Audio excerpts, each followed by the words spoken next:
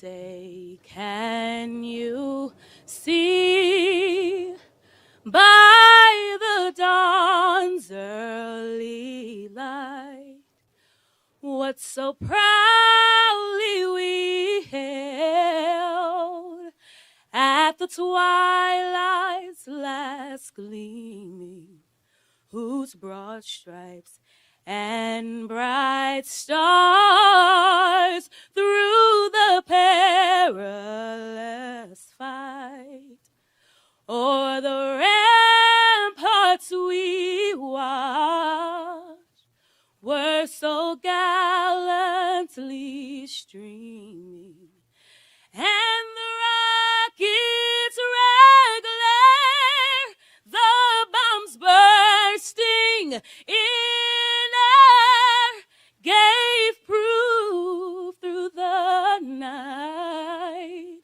that our flag was still there. Oh, say does that star-spangled banner yet wave o'er the land of the free and the home of the brave.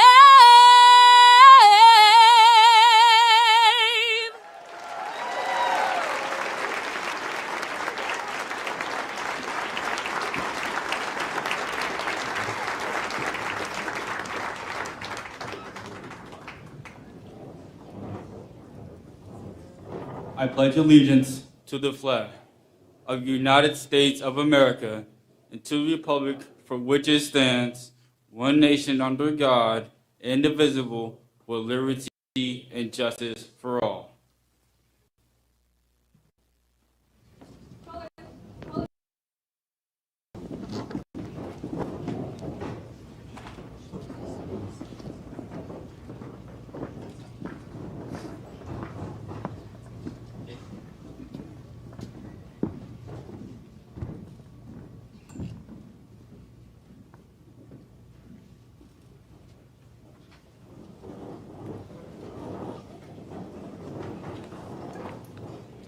People who call Latitude 525 home were forced to find a new place to live.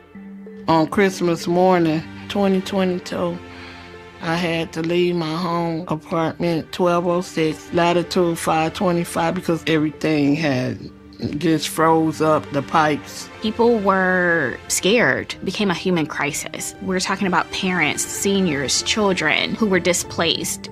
That's basically was the end of everything, and they did take us back for some of us to try to get some of our things, but I couldn't get nothing because I lived it on the 12th floor and I was already sick on oxygen and dialysis at the time. But I wound up at the Red Roof Inn, and from there they started sending in different organizations to help us to look for places. The city, the county, our nonprofit partners coming together, stacking hands to make sure our residents, our neighbors knew that, you know what, we got you. More than anything, we want to make sure that you're safe and that you have a warm place to lay your head. Actually, I got my keys on my birthday, January the 18th. So that was a blessing for me from the Lord.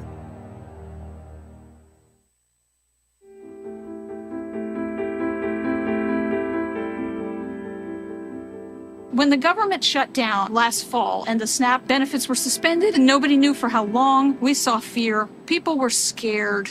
But when they came in and they saw that their community was stepping up for them, that there was still food, that we were not going to let them go without, we saw them relax a little bit.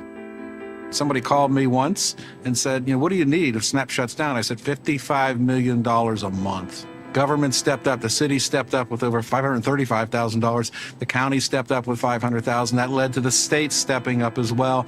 And then the private sector really got involved. We had over 4,400 new donors who have never contributed to us before step up and say, we do not want to see anybody in this community go hungry. Columbus Public Schools was a part of all of that. It was the entire community coming together and saying, this is a health crisis, it's a mental health crisis, it's a food crisis, and we're going to step up as a community. And they did.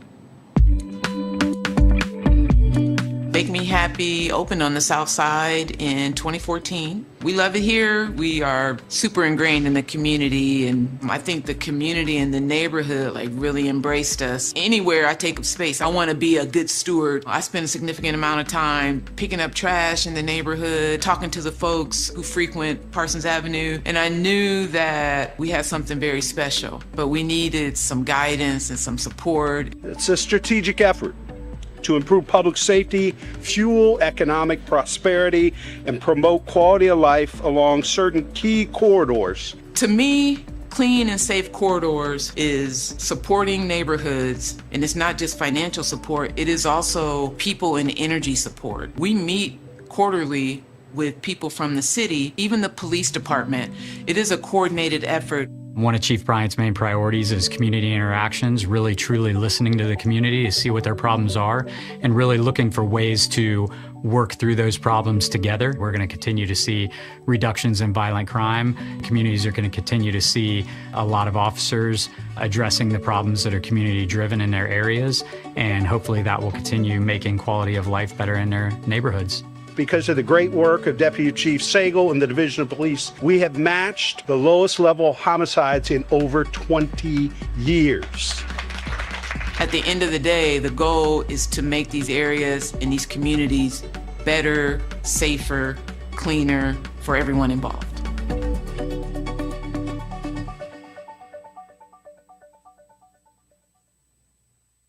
Ladies and gentlemen, please welcome Mayor Andrew J. Ginther. Because I'm happy. Clap along if you feel like a room without a roof. Because I'm happy. Clap along if you feel like happiness is. Good evening, Columbus.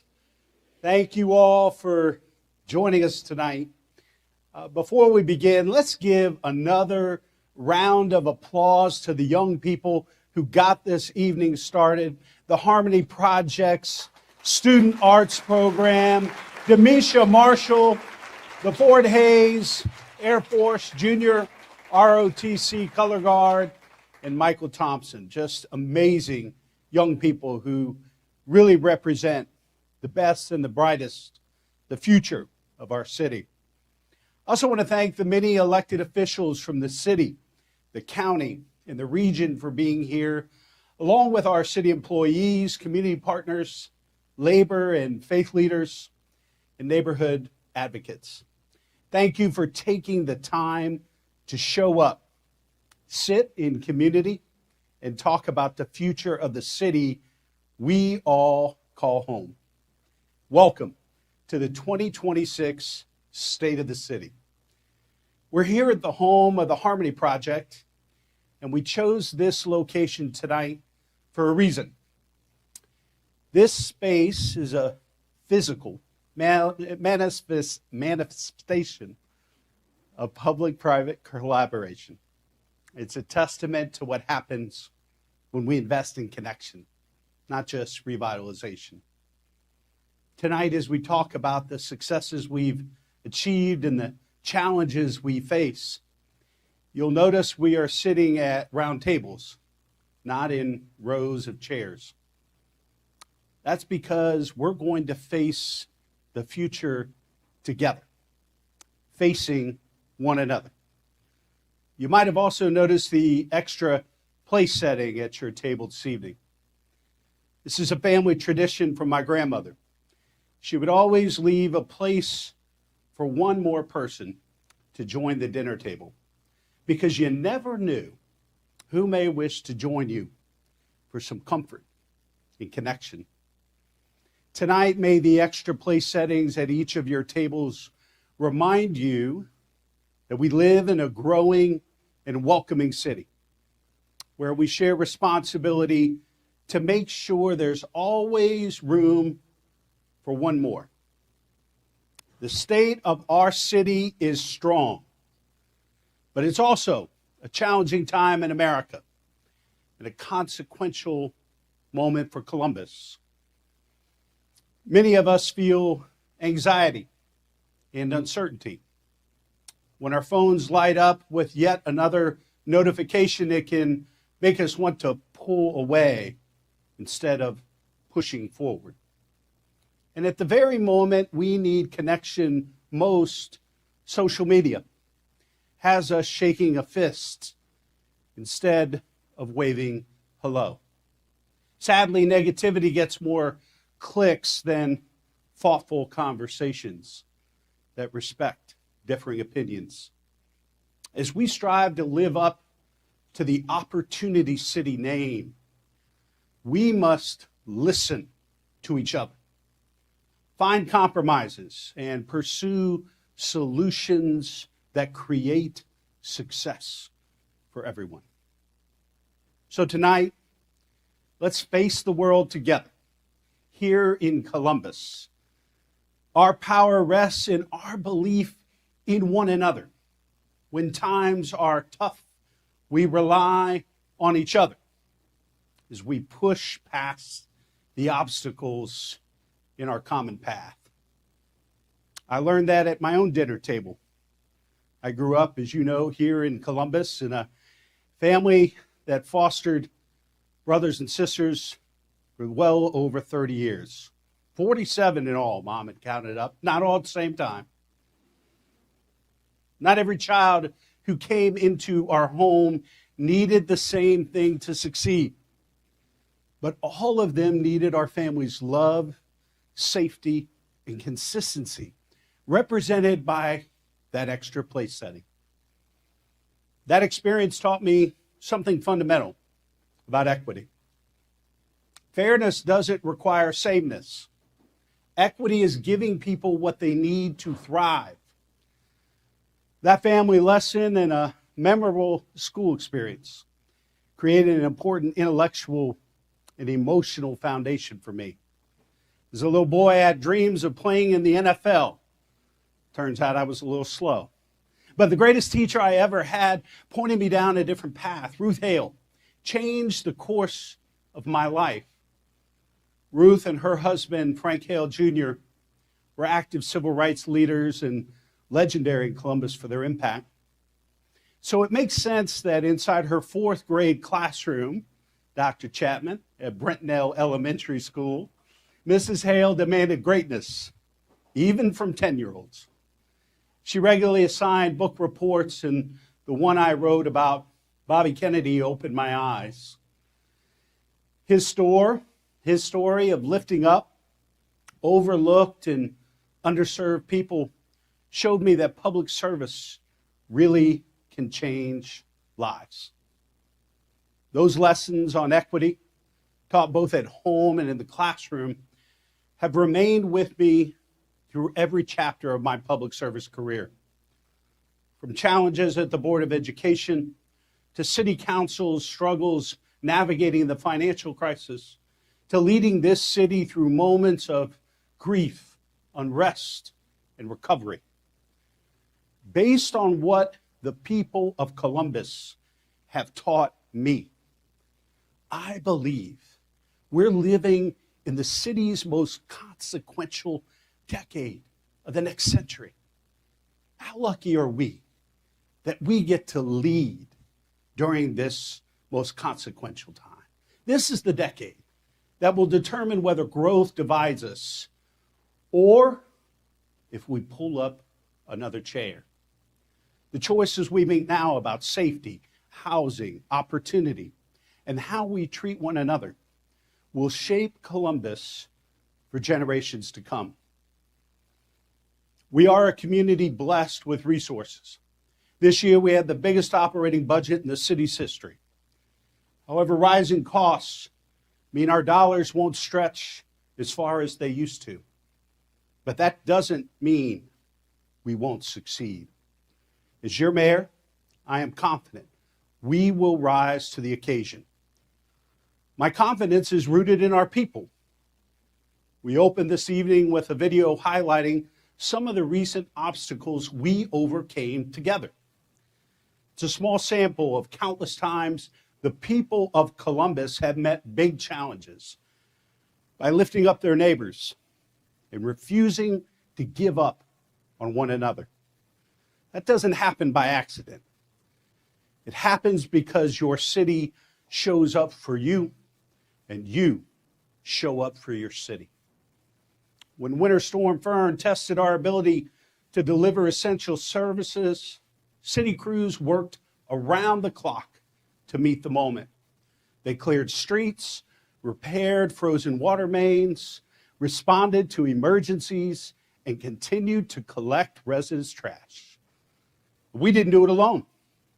The city received assistance from Franklin County engineer Adam Fowler, who sent more than 20 trucks and workers to clear our residential streets and haul snow out of downtown. Let's give it up for his office and for our Columbus snow warriors, our water warriors who kept us safe and moving during that once-in-a-decade storm. Safety is the most fundamental responsibility of city government. In 2025, the Columbus achieved something significant. We recorded the lowest number of homicides in nearly 2 decades. The fewest since 2007. Put that in some perspective, today we have about 25% more people living here than we did in 2007. That happened because this city is committed to a comprehensive approach to public safety. We committed to a strategy that focuses on prevention, intervention, and enforcement. The results of this commitment are behind me on the screen. But these are not abstract statistics. The lives saved, families that remain intact, and communities spared additional trauma. This is about people. This is about families. This is about neighborhoods. There are many people to thank for this progress. But tonight I want to recognize the women and men of the Columbus Division of Police and their leadership.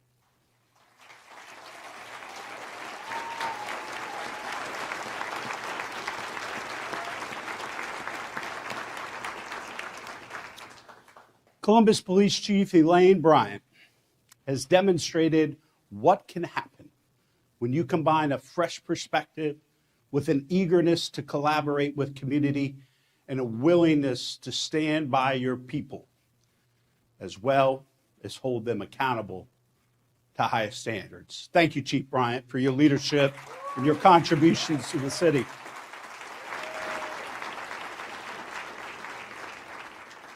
I'm also excited to begin the next chapter of leadership in public safety as we conduct a national search for our next fire chief.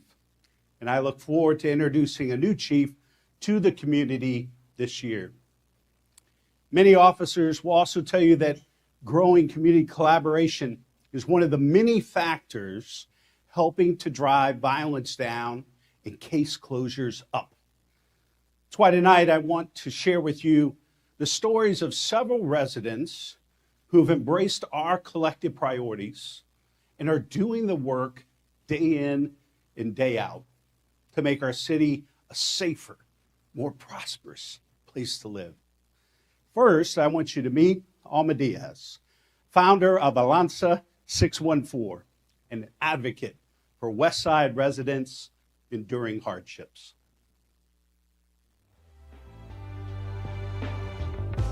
So Alma has been a great partner over the years. Her ability to connect with the community and gain their trust and buy-in has been instrumental in the division connecting with the community as well. Alianza is an alliance of grassroots organizations. This program is for the West Side, where all the community are welcome. In Alianza, we have different projects. In March, we start to the produce market every 4th Wednesday in the month for the old peoples around. Please attend in the Morale. We have food for all peoples. And we have other event, Happy Backpack or Mochila Feliz. We bring the shoes, backpacks, food and resource and information for the kids. In October, we have awareness and domestic violence. Alma is raising a family to be the same way that she has been for years. She has been consistently serving the West Side community, pushing for reform, pushing for advocacy, pushing for services and resources to be made available. I believe in the teenagers. They are not the future. They are the present. They are the present. If you care one plant and you put water and you care to, maybe you say good words to the one plant and put water and they grow nice shape. That is the same with the kids. If you say with love, with attention, we have a good citizen in the future. The future of the West Side looks so much brighter because she is there. And something that I like to promote is that we need more people like Alma to step up and do the kind of work that she is doing. The need is there, the know-how is there. It's just about finding people to step up and continue the trend that she has set of serving others and putting others ahead of herself.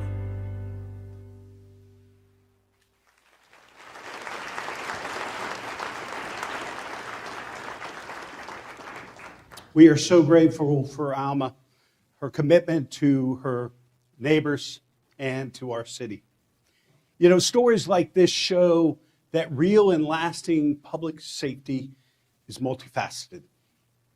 Even though violent crime has been on a decline, the rise in domestic and intimate partner violence still demands honesty, coordination, and action.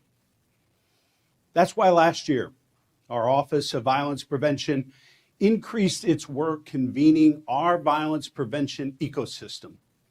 The team brought new programming into schools, neighborhoods, youth detention centers, and with those who need a second chance. We launched the Safer Together 614 campaign, brought practical tools for de-escalation, healthy relationships, and bystander intervention directly to the community.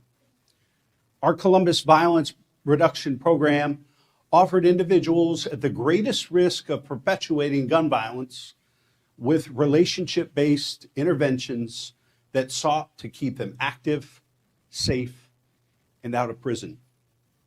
We've also learned the importance of responding to non-fatal shootings with the same gravity as homicides. This helps us not just solve, but prevent future crimes. Last year, we invested in a pilot program in the Linden area, where our officers applied the same level of investigative expertise and urgency to non-fatal shootings as we bring to homicide cases. Our 2025 citywide rate for solving non-fatal shootings is about 51%. In our pilot project, that rate is now nearly 92%.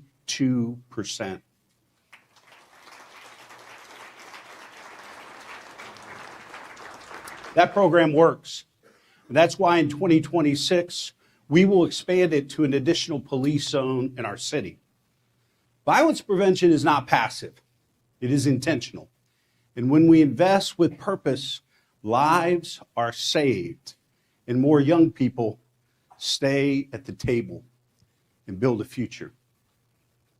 In 2021, Devin Speaks arrived at Grant Hospital with life-threatening injuries after being stabbed in the eye. Representatives from Voice, a trauma-informed case management program for victims of violent crime, were able to connect with Devin at his bedside. They helped him get the support he needed to heal physically and emotionally. Today, Devin works at a treatment facility, determined to give others the same second chance he received. Devin, his sister Chastity, and one of his strongest supporters, Thaddeus, are here with us tonight. Let's give it up for Devin for all of his hard work. It was great being with you earlier, Devin. We're proud of you. Proud of you. The Voice program is just one example of how we're growing trust between the community and those who work to keep it safe. Back in December, that trust was tested when federal immigration enforcement activity intensified in Columbus without notice or communication. Many of our neighbors were frightened. They were afraid to leave their homes, send their children to school, or even call 911 in a crisis, for fear it could lead to immigration enforcement activity. Neighbors, I want you to know that my executive order from 2017 remains in effect. It says we will not use city resources to do the federal government's job.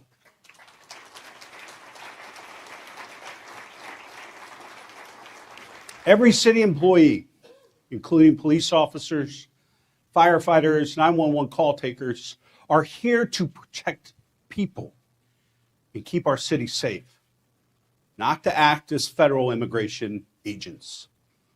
Your city government is committed to standing with all our neighbors to maintain the public trust we've worked so hard to build.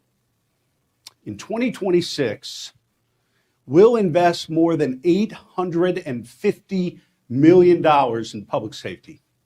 Residents expect us to use every penny to keep our communities safe. And that's where our focus remains. That's why we've continued to expand our alternative crisis response programming and resources each year since 2021. We want to make sure the right professionals respond at the right moment. 2026, the city will invest $8.8 million to continue to expand those programs. This includes $1 million in new funding that will, for the first time in our city's history, equip the city with a team of 5 non-uniform experts who will respond to calls for help related to mental and behavioral health crises. This team of clinicians and social workers will leverage their professional expertise to engage these individuals and transition them into the appropriate level of care. Recently, we received an email from the family of a young Columbus man who suffers from bipolar disorder. As his family was supporting him through a recent bout in crisis, our CPD Right Response Unit was sent to his aid. Our crisis intervention team was able to step in, de-escalate the situation, and get him the care that was right for him and his family. Their thanks shows us what success looks like. Neighbors, Columbus and the Central Ohio region are growing. People keep choosing this community as the place they want to build their lives. Reliable estimates show our regional population will grow to about 3 million by 2050 as we continue to attract jobs, talent, and investment. Our job is to make sure our growth is dynamic and inclusive. If we want to build a safe and prosperous city, we have to build enough housing both for newcomers and the families who have built Columbus for generations. That means we must build 200,000 new housing units across this region over the next 10 years to keep our supply of housing in line with demand. Managing this balance well is our best shot at making our community affordable for everyone who wants to live here. Tonight, I'm proud to say that the Regional Housing Coalition is off and running. It is designed to do what Columbus 2020 did for regional economic development 2 decades ago. It will convene the private sector and regional jurisdictions so each can do its part to build the housing we need throughout Central Ohio. For our part, I pledge that Columbus will deliver half of our regional housing need, 100,000 new homes in the next 10 years. The Regional Housing Coalition will support our partners across Central Ohio so they can deliver the other half. Neighbors, these goals aren't about bricks and sticks, developers and builders. It's about creating options for every young person, family, empty nester, and senior to have an affordable place to call home in the neighborhood of their choice. And tonight I have some good news to share.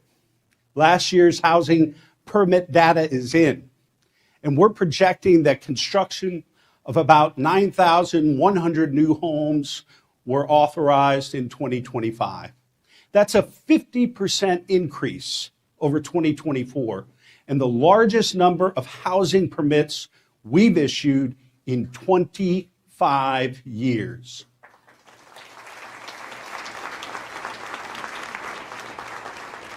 We're doing well as a region too. We estimate that the Columbus metro area started construction on more than 15,800 new homes for families last year, a 17% increase. This stands in strong contrast with our peer cities around the country, where housing starts are flat or falling. One of the drivers of our progress in Columbus is our affordable housing bonds. In 2019 and 2022, voters overwhelmingly approved bonds that totaled $250 million.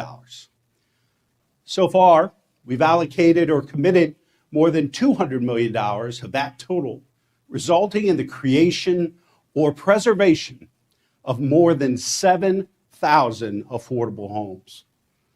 And we're leveraging our dollars to make them work harder.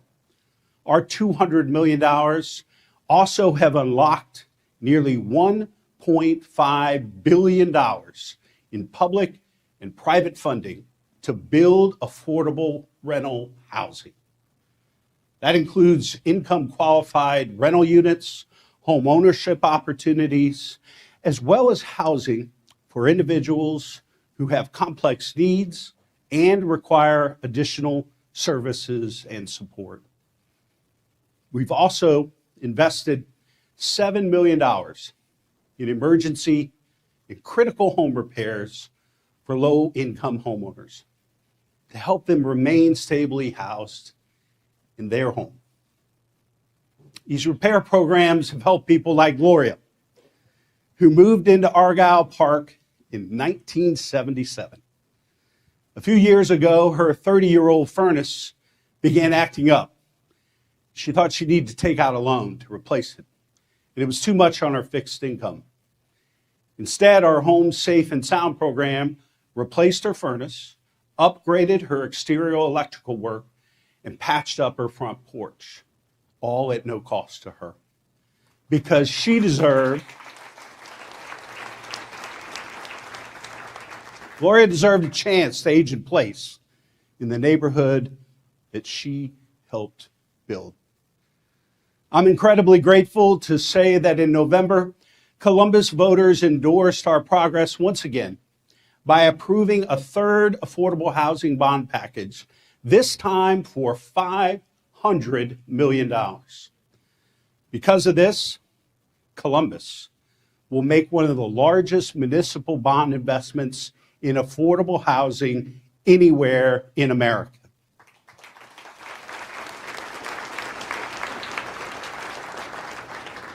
We spent months connecting with hundreds of people who have deep knowledge in this space. We listened to nonprofit housing developers, property managers, and those who serve people experiencing homelessness.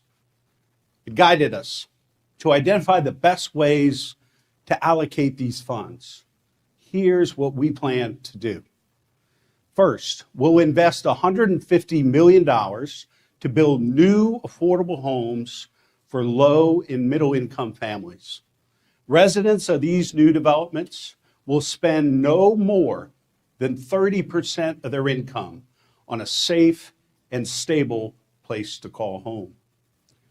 Next, we'll invest $125 million in housing stability, transforming our shelter system to better respond to individuals' and families' needs.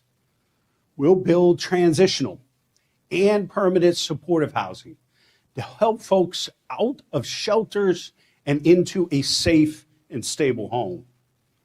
We'll invest another $175 million to build housing that provides greater access to opportunity. That means acquiring land to build more affordable homes along the new Link Us corridors and in desirable neighborhoods with access to jobs and amenities. And then there's $50 million for new innovative programs that enable us to collaborate with the nonprofit and private sectors so we can expand the value of this incredible investment. We'll start making these investments in 2027, but we're also focused on the here and now. The Zone In program is now in its second phase of modernizing our zoning code for the first time in 70 years. It will allow us to unlock our housing market with greater efficiency while maintaining high standards for development. It will help us build up, not out. It will create walkable, vibrant neighborhoods where people want to live, work, and build their families and their lives. Zoning modernization is important because the faster we responsibly move housing from concept to completion, the more affordable our city becomes. It translates to lower rents, lower purchase prices, and more people able to live in the neighborhood of their choice. When we spoke with stakeholders about how to invest these bond dollars, one recurring theme was that demand is outpacing supply. The other thing we heard is that housing stability is just as important as housing creation. I can think of few stories that prove this point better than that of Chris Kelly, a social worker with legal aid of Southeast and Central Ohio. Chris works to prevent evictions and homelessness in our city, one household at a time.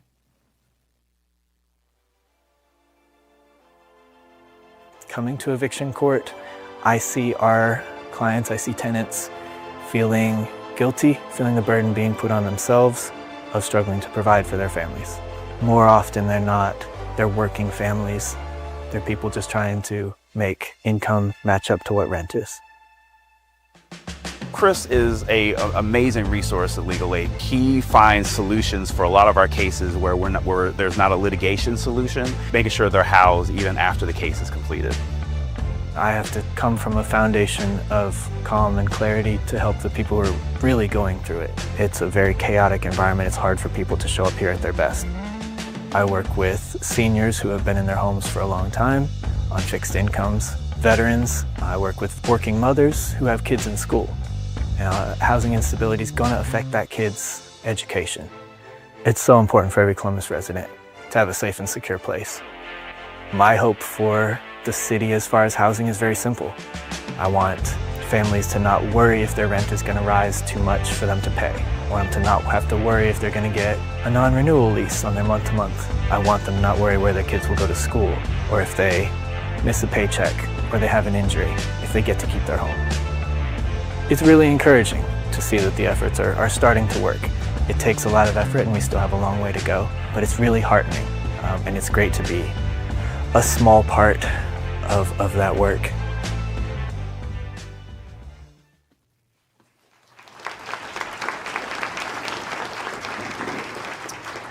Thank you, Chris, for the work you do for Columbus families every day. Stories of residents who are being pushed to the brink of homelessness make our mission crystal clear. But this is not the first time that our community has faced a mandate for change. 2009, during the Great Recession, the people of this great city chose to invest rather than retreat. That discipline positioned us for growth. We established Columbus 2020 when the job market was soft and transformed downtown from a place people left at night into a place where people love to live. Doing the work now instead of later is the harder choice. But those decisions fueled our current success. Columbus is more resilient and our people are more prosperous today because we pushed forward yesterday, even when the future was uncertain. By working together in this way, we created muscle memory. We gathered lessons we can use again. We learned how to stack hands to help those who are working hard and playing by the rules improve their own lives.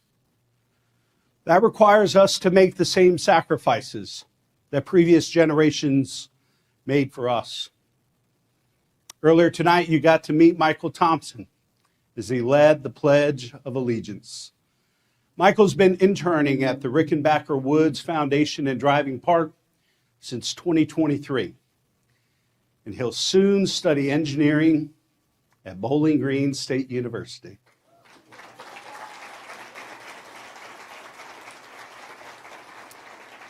Last year at the dedication of the new playground at Rickenbacker Woods, Michael told me he wants to use the opportunity he's been given to help empower the next generation of community leaders.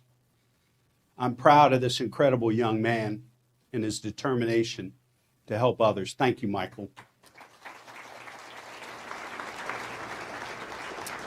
In Columbus, we invest in helping people flourish. Our public health department tells us that our life expectancy in Columbus has rebounded to more than 76 years of age, back to where it was before the pandemic. Last year, overdose deaths from our brothers and sisters were below 400, down from a pandemic high of 805. That includes a 15% decrease from 24 to 25. More neighbors living improved, healthier lives.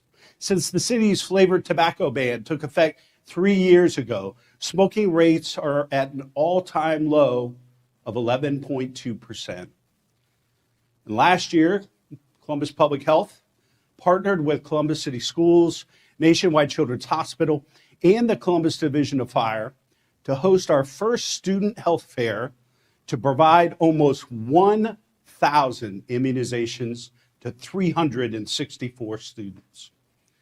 And our Department of Public Service says that fatal traffic crashes are on the decline, thanks to Vision Zero. In 2021, we lost 74 adults and children to traffic crashes.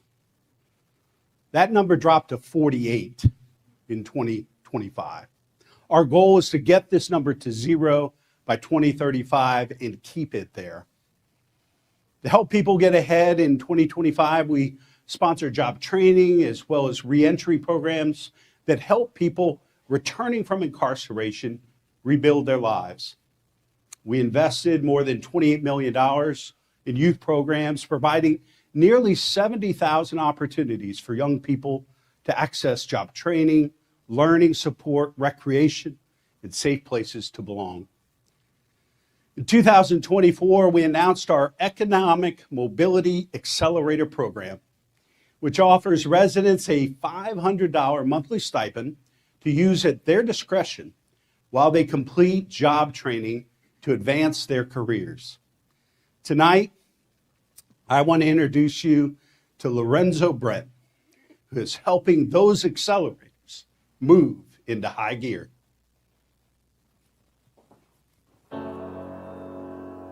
We know that closing the wealth gap means that people have to have housing, people have to have jobs. And so wealth building is really what Lorenzo is focused on. So the Economic Mobility Accelerator Initiative, which is our financial education program, helps families that are asset limited, income constrained, but employed. So now we have 30 individuals, each receiving $500 a month over the next 24 months.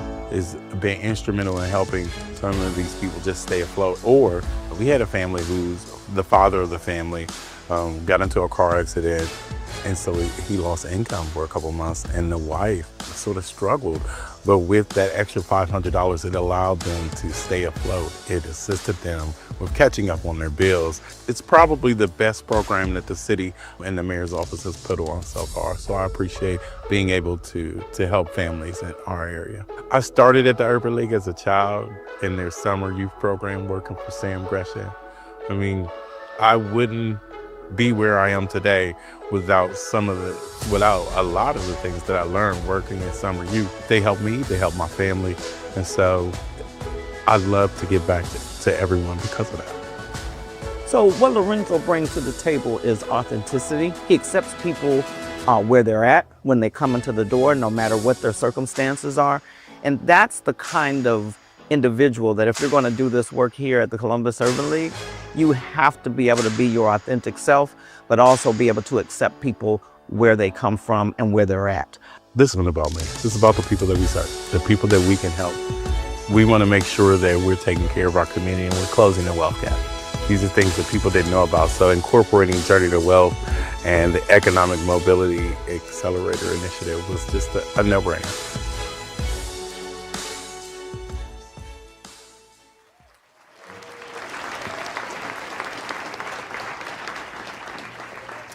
Let's thank Lorenzo. I think Lorenzo and his family are here. Thank them for helping our residents move into upward mobility. Can't do it without you, Lorenzo. Thanks for your service. During my first term in office, I told you my top 3 priorities were neighborhoods, neighborhoods, neighborhoods. It wasn't a slogan. It was a promise. And in the past 10 years, we and our partners have invested nearly $765 million into Linden, the Hilltop, and Eastland. These are neighborhoods that have experienced disinvestment for far too long. And we know for us to become America's opportunity city, every family in every neighborhood needs to share in our success. When we committed to invest in these neighborhoods, we said we'd create real pathways to opportunity. The data shows that commitment is making a difference. We're supporting new community development corporations like LIDA in Linden, Hilltop Rise, and Edge in Eastland. We're expanding small business access to capital and revitalizing commercial corridors so neighborhood entrepreneurs can grow and hire locally. We're investing in people. The Hilltop Early Learning Center and the One Linden Schools Initiative. We're closing academic gaps, expanding workforce training, and connecting families to health and behavioral services. We do these things so children can succeed and adults can compete. We've also made investments in the places where people come together. In 2025, we opened the Fran Ryan Center for Seniors. We redesigned neighborhood parks and built new pickleball courts and adaptive sports facilities. We completed the final piece of the 14-mile Olentangy Trail to make it easier for people to move through our city in something other than a car. And we made sure families had places to cool off in the summer and stay warm in the winter. Rebuilding physical spaces encourages prosperity. For example, the Linden Green Line will transform an unused rail line into a 58-acre connective spine for opportunity. Bus rapid transit along West Broad will link the hilltop to jobs across our region.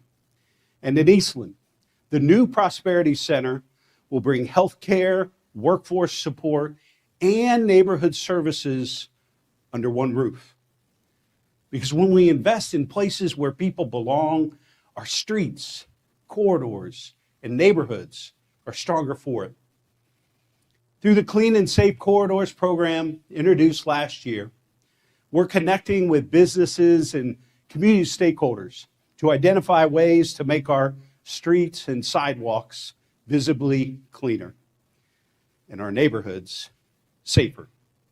And then we bring a strike force of city resources to make it happen. This program is boosted by our partnership with the Center for Employment Opportunities Columbus, a second chance program specializing in providing work and support for individuals emerging from incarceration. They multiplied our people, our power, and allowed us to respond more quickly to community concerns around illegal dumping, litter, and overgrown brush. Tonight, I'm announcing our Clean and Safe Corridors program will continue in the same places where we spent time last year, but we're also going to expand to Long Street in the King Lincoln neighborhood, 161 here in Northland, and Refugee Road on the southeast side of town.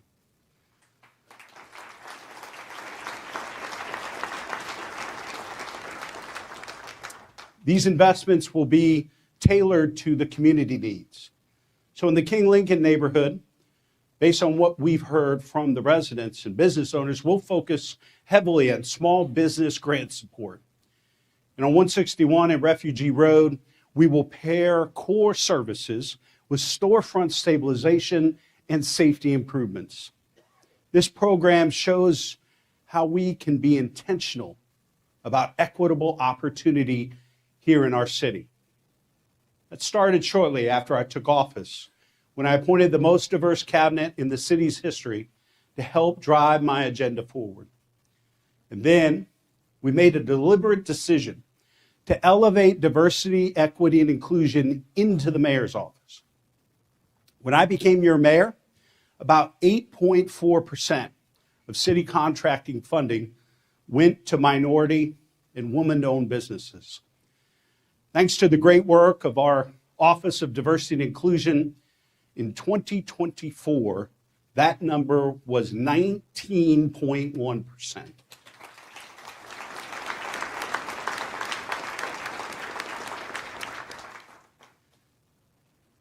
Let me be clear. In 2026, we're not pulling back. We're leaning in and we're expanding. We'll focus on equitable business growth and preparing more local businesses to bid for and win city contracts.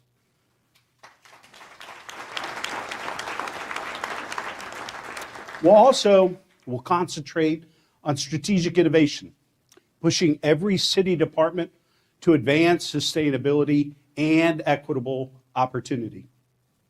And our Office of Diversity and Inclusion now will embrace the work of Sustainable Columbus and enhance its goals of environmental justice.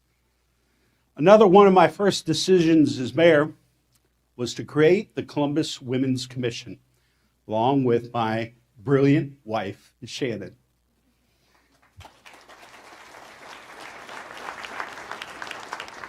Under Shannon's leadership and the amazing commissioners who have stepped up from all different backgrounds, the commission's worked for a decade to advance pay equity, prevent evictions, and help women get ahead in the workplace. That work took on new ambition when Shannon and I announced last year that we want to make Columbus the nation's capital for girls and women's sports. Just last week, we launched the brand Ignite Her Columbus. Let's take a look.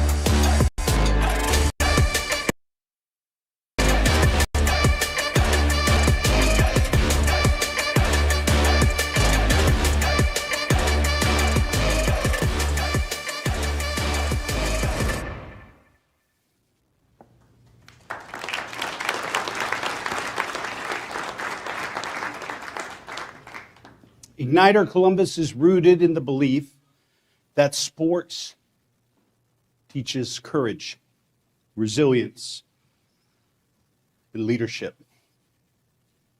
More than 90% of women in C-suite roles played sports as a young person. Companies led by women drive innovation through different perspectives and often outperform their competitors.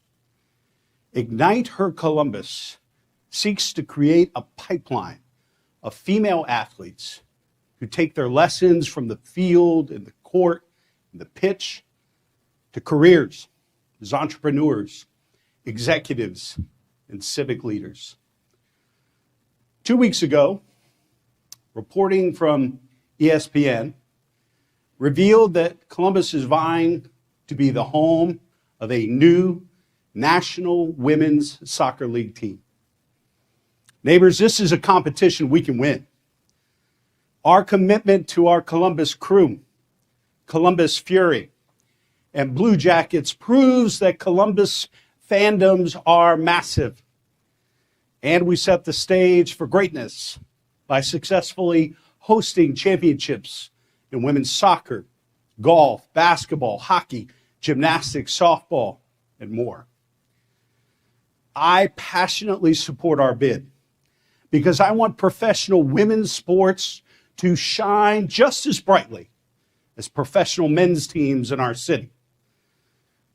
And neighbors, I want every young girl in Columbus to see greatness in the women who will take to the pitch at Scott's Miracle Grove Field.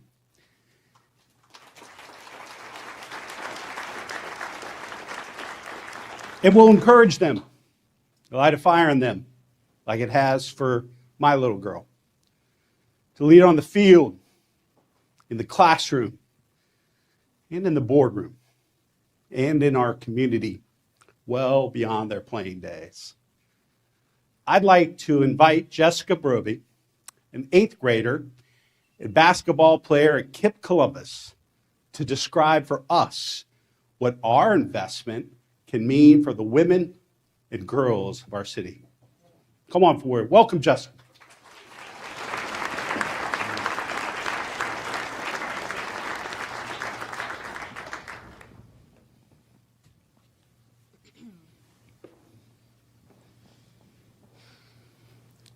In Columbus, women and girls do more than play. They transform the game and set it ablaze. And on the courts, in the stands, in the boardrooms, we're writing a new definition for victory. We don't just welcome evolution, we amplify it. We set the stage for the type of greatness that transcends sport and sparks a future that belongs to her. We believe greatness is ignited.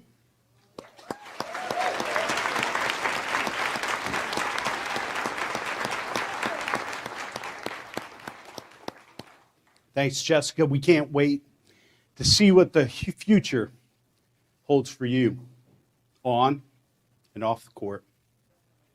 What makes Columbus different is our robust culture of collaboration. We believe in partnership, regionalism, and meeting challenges together. Neighbors, we are not an either-or city. We are a both-and city. We reject false choices because growth and equity are not in competition. They strengthen one another.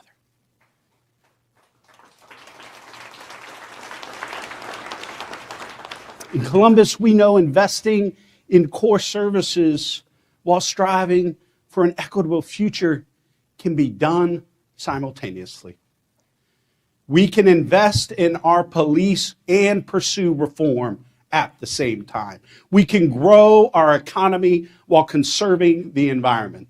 This city can support sports, human services, and safety all at the same time.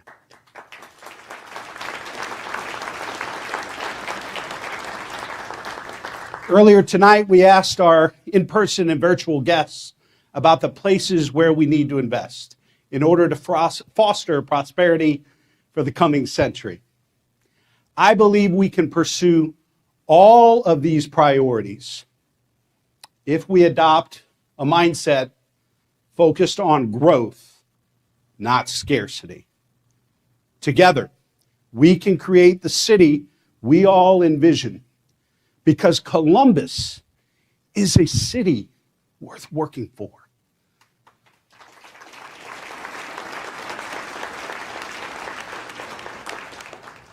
I can't promise everything will be easy. Many forces shaping our experiences are outside of the control of local government. But I take strength from one of my favorite poems, On the Pulse of Morning by Dr. Maya Angelou.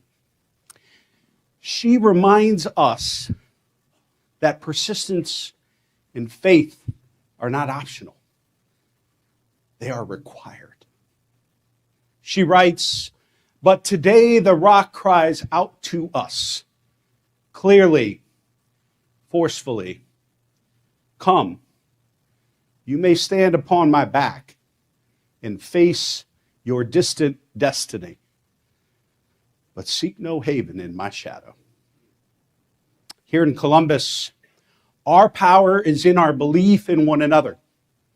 When times are tough, we don't hide. We don't give in to fear. We do the work to shape a tomorrow that is brighter for every single one of us.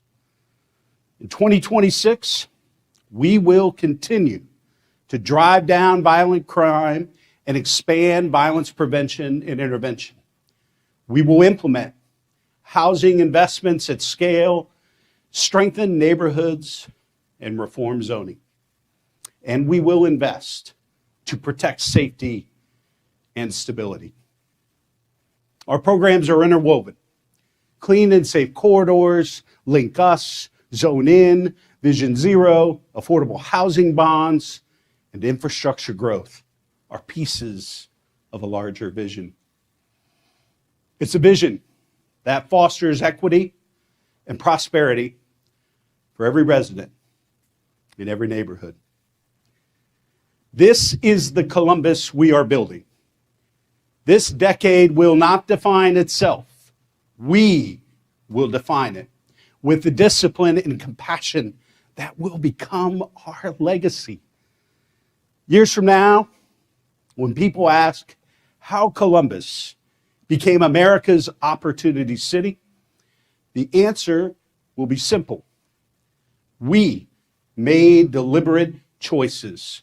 We invested in our neighborhoods and our neighbors, and we refused to leave anyone behind.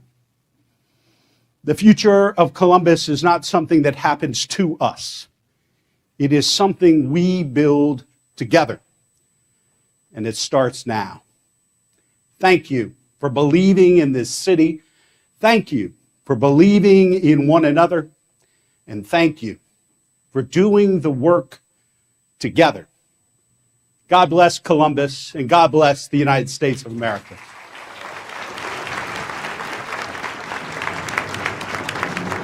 Ladies and gentlemen, thank you for attending this year's State of the City. Please join me.